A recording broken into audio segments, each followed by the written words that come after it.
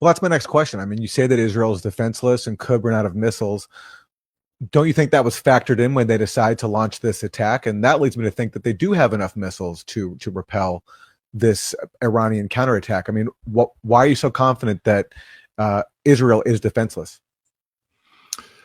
Well, we know Israel ran out of missiles last time. So, and I know that there's a finite manufacturing capacity. So between October of last year and this year, how many missiles could Israel have produced? Not that many. We know the United States runs out of missiles. That's one of the reasons why we had trouble against the Houthis. We were running out of surface-to-air missile intercept.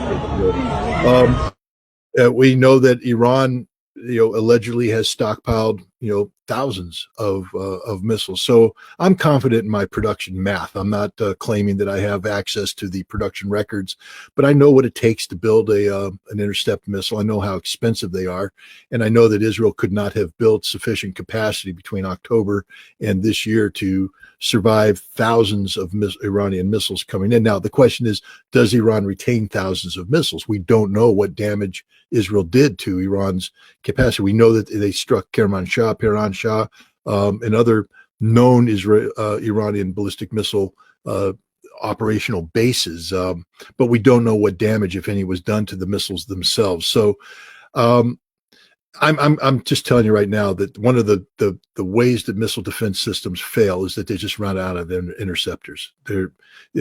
We don't know. First of all, there's multiple layers of the Israeli air defense, and so they're going to seek to engage out far with David Sling and Arrow 3 and others. But if they fail, they already fired those interceptors. They failed. Now they're coming into the second layer, and here you're going to see THAAD and Patriot. And when they fail, you come into the final intercept. So for each Iranian missile that successfully intercepts the Earth, you may be looking at upwards of 12 interceptor missiles being fired against them. You can't sustain a 12-to-1 ratio like that. It's fiscally impossible, and it's physically impossible. So that's why, there's a good chance that, and you say, you say, why would Israel start something like this? I've said from the very beginning that Israel cannot initiate and sustain a strategic air campaign against Iran. It lacks the capacity to do so. They can initiate a strategic air campaign, which they did. They can't sustain it. It's unsustainable. They don't have the force structure to do that. They don't have the weapons capacity. The only